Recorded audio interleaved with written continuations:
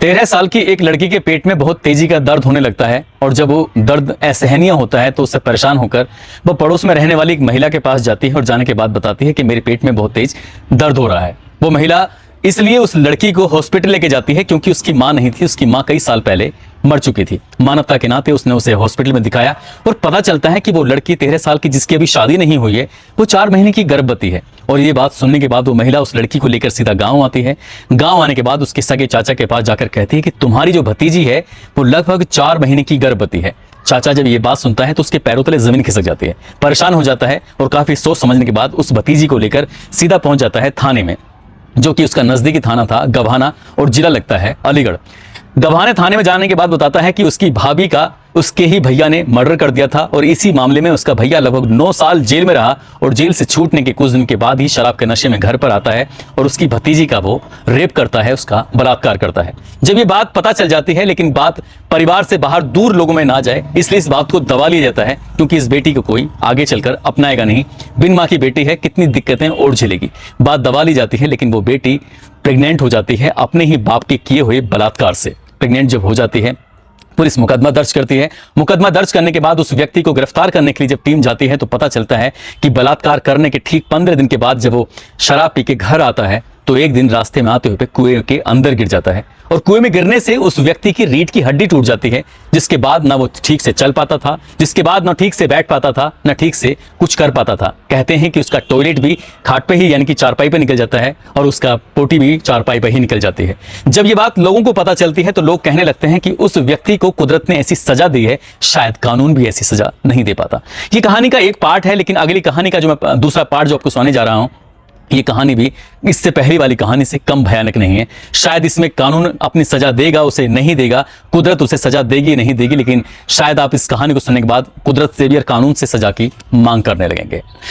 आदाब, नमस्कार, सत श्री अकाल। मैं उस्मान सैफी। आज की जो सच्ची घटना मैं आपको सुनाने जा रहा हूं, ये सच्ची घटना है उत्तर प्रदेश का एक जिला है अलीगढ़ और उसी का एक थाना लगता है रोरावर।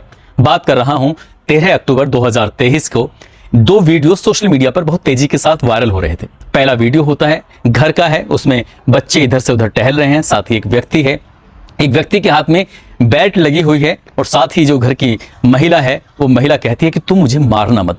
वो बर्तन लेती है, बड़ी सी थाली थी, गंदी हो रही थी, उस थाली को वो चाटने लगती है। चाटते चाटते वो कहती है कि मुझे मारना मत, मुझे कुछ मत कहना, जैसा तुम कहोगे मैं बिल्कुल वैसे ही करूंगी। एक वीडियो जो वायरल होता है, उसके बाद दूसरा वीडियो भी बहुत तेजी के साथ वायरल हो रहा था। दरअसल दूसरी वीडियो में दिखता क्या है कि वो व्यक्ति अर्धनगर अवस्था में होता है, उसने अपने तन पर कपड़े नहीं पहने हुए थे और अपनी बड़ी बेटी जिसकी उम्र लगभग 17 साल के आसपास होती है, उस बेटी का पीछे से हाथ पकड़ता है और उसे अपने ऊपर ऐसे गिराने की कोशिश कर रहा था जैसे कि कोई व्यक्ति अपनी पत्नी को या फिर अपनी प्रेमिका को इस तरह से डालता है। जब ये दोनों वीडियो बहुत तेजी के साथ सोशल मीडिया पर वायरल हो रहे थे तो अलीगढ़ जिले के जो एसएसपी होते हैं कलानिधि नेतानी, उनके पास ये वीडियो पहुंच जाता है। उन्होंने वीडियो देखने के बाद कहा कि ये वीडियो जिस भी थाना क्षेत्र का है, जिस भी इलाके का है, जितनी जल्दी हो सके उससे मुकदमा दर्ज कराया जाए और रोरावर थाने में मुकदमा दर्ज कर लिया जाता है। उस व्यक्ति को हिरासत में लिया जाता है, साथ ही उस महिला से जिससे क्या बर्तन चटवाए जा रहे थे, झूठे बर्तनों को देखने के बाद उस महिला से पूछा जाता है कि क्या कहानी है, क्या बात है। बताती है कि साल 2003 में उसकी शादी हुई थी, 1-2 साल के बाद उसको एक बेटी पैदा होती है और धीरे धीरे करने के बाद 1-2 नहीं 10 बालक पैदा हो जाते हैं। जब 10 बच्चे पैदा हो रहे थे, अब से ठीक 6 साल पहले, साल 2023 चल रहा है, ठीक 6 साल पहले 17 या 18 के आसपास की बात है, जब इस व्यक्ति को शराब पीने की आदत पड़ जाती है। शराब पीकर वो जो घर आता था, घर आने के बाद वो बेटी के साथ एक दिन उसने वो हरकत की जो हरकत शायद कोई इंसान अपनी पत्नी के साथ करता है। उसके साथ उसने शारीरिक संबंध बनाए और उसको ये ऐसी आदत पड़ जाती है।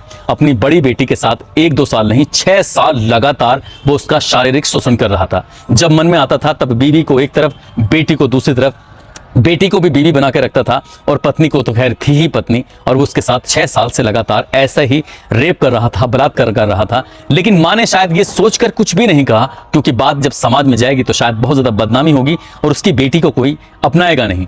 ऐसे ही करते करते जब कई साल गुजर जाते हैं, वो अपनी बेटी से भी कहते हैं कि बेटा ये बात किसी को बताना मत, ये बात अगर किसी को पता चलेगी तो हमारी समाज में बहुत ज्यादा बदनामी हो जाएगी।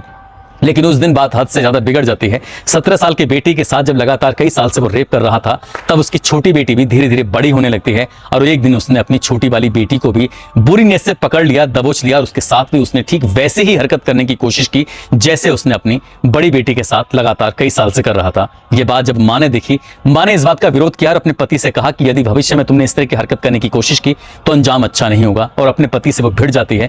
लेकिन उसके पास कोई ऐसा सबूत नहीं था वो जाकर किसी को दिखा पाती।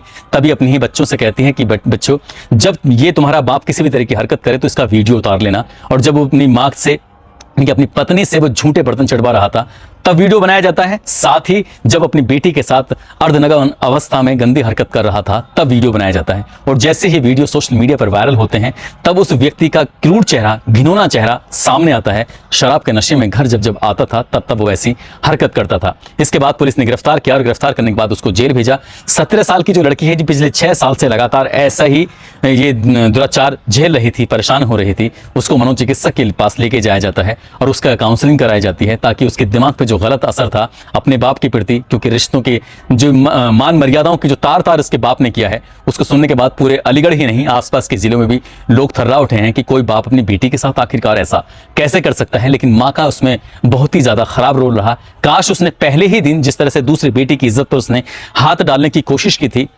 उसी दिन शायद विरोध करती, तो शायद वो बेटी का 6 साल तक लगातार शोषण नहीं होता और उस आरोपी को कड़ी से कड़ी सजा मिल सकती थी। उस आरोपी के 10 बच्चे थे और 10 बच्चों के साथ वो ऐसे ही घर में, ये बताते हैं कि बच्चे अगर घूम भी रहे हैं तो बच्चों के सामने ही वो अपनी बेटी के साथ ऐसा गंदा काम करता था और उसे इस बात का बिल्कुल भी कतई कोई एहसास नहीं था। पुलिस ने जब ये बात सुनी तो पुलिस को बहुत ज्यादा एहसास हुआ, अफसोस हुआ। पुलिस इस मामले में चार्जशीट लगाएगी, कोशिश रहेगी कि कम से कम समय में उसे कोर्ट से सजा मिल सके। इसमें कई गंभीर धाराओं में मुकदमा भी दर्ज कर लिया गया है। साथ ही में महिला कार उस लड़की का मेडिकल परीक्षण भी कराया जा रहा है।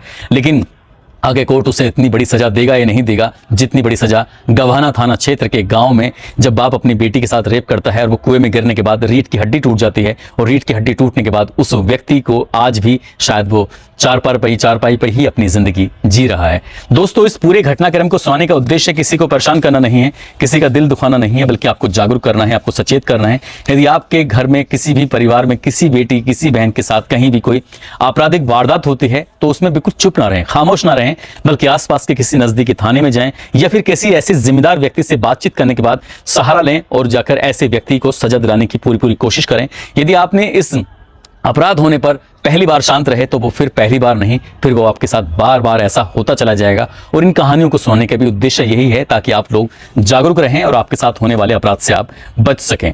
जाते जाते आज मोहम्मद रईस हैं, नताशा खान हैं और अमन है, साथ ही सुमन है। आज इनका जन्मदिन है, इनको जन्मदिन की बहुत सारी शुभकामनाएं, बहुत बहुत मुबारकबाद। साथ ही कुछ लोगों ने नाम लेने की अपील की थी, जिनमें शांति कुमारी हैं, मुकेश कुमार सरफराज हैं, मोहम्मद राजन हैं, नरेंद्र सिंह रावत, अवध कुमार, राजकुमारी तनु, नसीम अहमद, संदीप शुक्ला, फलक नाज, शेखर ठाकुर, शिरोमणि शर्मा, दुष्यंत तोमर, कौशिक घोष, इन लोगों ने नाम लेने की अपील की थी। आप सब लोग अपना ख्याल रखें, सुरक्षित रहें। जय हिंद, जय भारत।